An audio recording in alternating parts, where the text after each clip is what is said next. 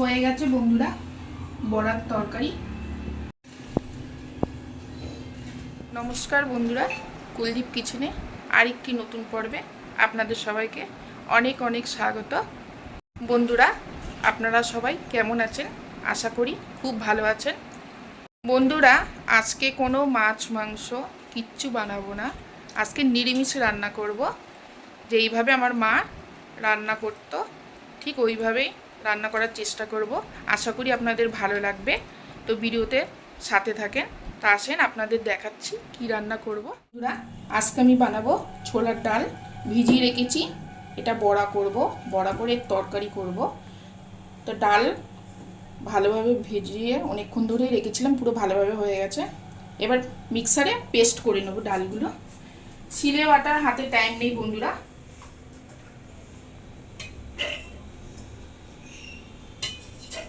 ডালের মধ্যে কাঁচা লঙ্কা আর আদা দিয়ে পেস্ট করে নেবো ডালটা। অল্প একটু জল দিয়ে দেবো।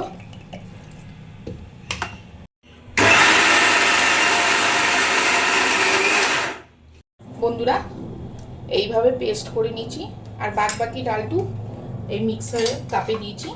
এর মধ্যে এখন আমি আন্দাজ মতো নুন দিয়ে দেবো, বড়ায় যতটা নুন লাগবে। আর দেব হলুদ। হয়ে গেছে বন্ধুরা, এখন ভালো করে এটার সাথে মিশিয়ে নেব। কালো জিরে 1 চামচের মতন দিয়ে দেবো। যে কোনো ডালের বড়ায় কালো জিরে তো দিতেই হয়, দিলে খুব স্বাদ হয় খেতে। ভালো করে এটা এখন মিশিয়ে নেব। তেল গরম হয়ে গেছে বন্ধুরা, এখন বড়াটা ভেজে নেব আগে।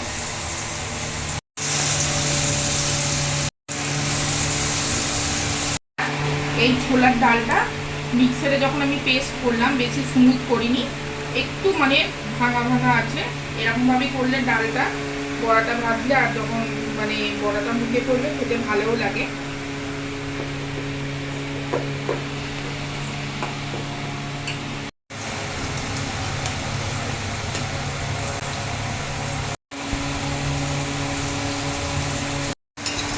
বড়া হয়ে গেছে, এবার তুলে নেব।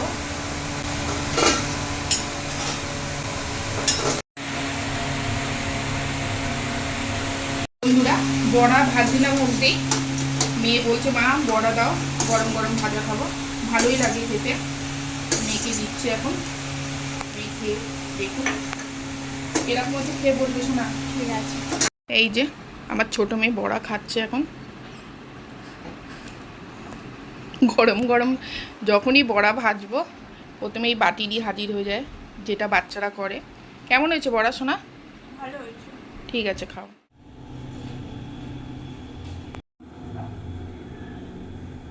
আদা কাঁচা লঙ্কা পেস্ট করে নেব। এর সাথে কিছু গুঁড়ো মশলা দিয়ে দেবো।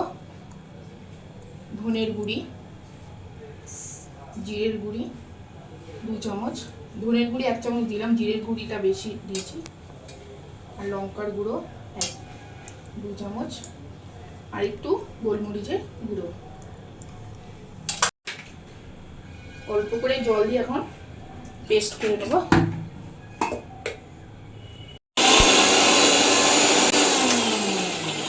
মশলার মধ্যে টমেটো কুচিটা দিয়ে দেবো, দিয়ে ভালো করে পেস্ট করে নেব।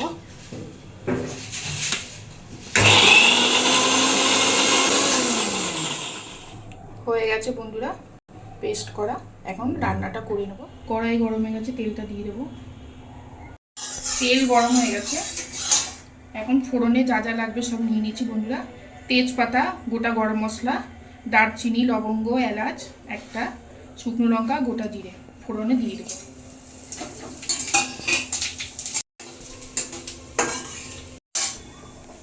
মশলাটা এবার ভেজে নেব।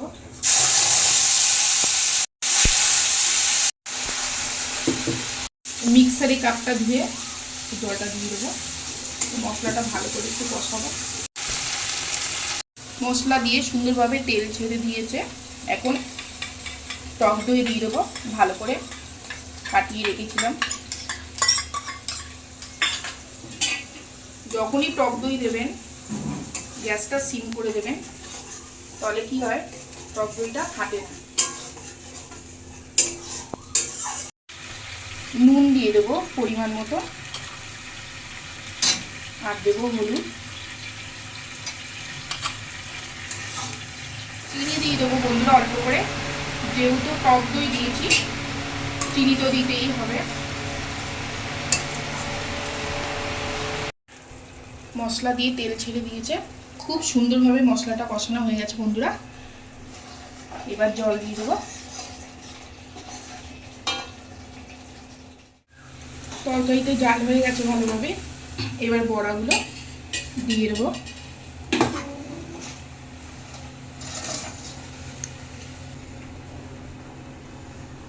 বন্ধুরা বড়া দেওয়ার সাথে সাথেই একটু ঘি দিয়ে দেবো, বেশিক্ষণ তো ফুটানো হবে না, ঝোল সব টেনে নেবে।